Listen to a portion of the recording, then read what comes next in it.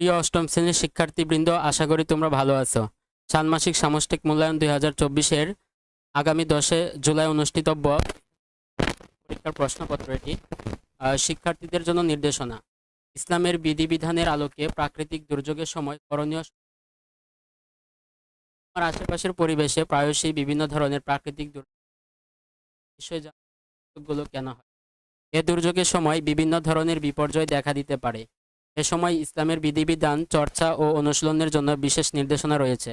এখানে যা জানতে চাওয়া হয়েছে সে বিষয়ে তোমার চিন্তাগুলো উত্তরপত্রে জানাও।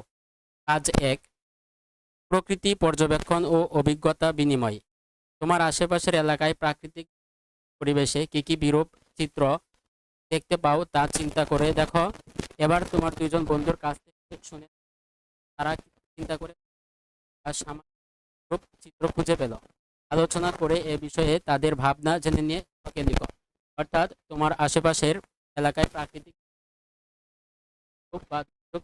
দেখতে পাও, সেটা তুমি এবং তোমার বন্ধুকে জিজ্ঞাসা করে উত্তরটা জেনে নিতে হবে। তোমার দুর্যোগের সময় কি ধরনের ইসলামের বিধিবিধান চর্চা বা অনুশীলন করে থাকো, আলোচনা করে লিখো। নমুনা ছক। আমি যা খুঁজে পেলাম, অর্থাৎ তুমি যে সকল দুর্যোগ খুঁজে পেলে সেগুলো এই ছকে লিখতে হবে। প্রথম বন্ধু যা খুঁজে পেল আর দ্বিতীয় বন্ধু যা খুঁজে পেল সেগুলো এই ছকে লিখতে হবে।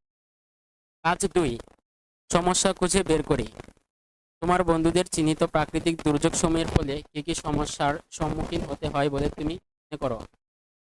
এসব প্রাকৃতিক বা সামাজিক দুর্যোগ থেকে তুমি ইসলামের দৃষ্টিতে কি শিক্ষা খুঁজে পাও তা উল্লেখ।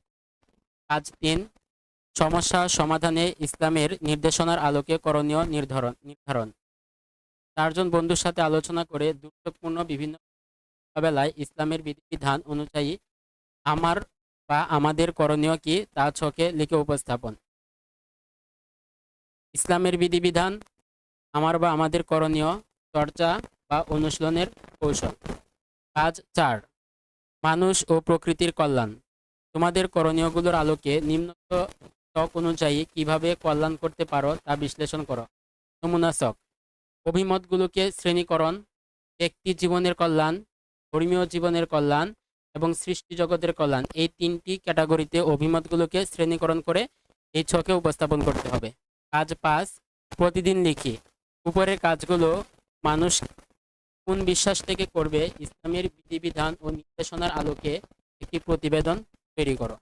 প্রিয় শিক্ষার্থী, অল্প কিছুক্ষণ সময়ের ভিতরেই তোমাদের জন্য এই প্রশ্নটির একটি পরিপূর্ণ এবং যথোপযুক্ত উত্তর নিয়ে আসব। সেই পর্যন্ত আশা করি আমাদের সাথেই থাকবে।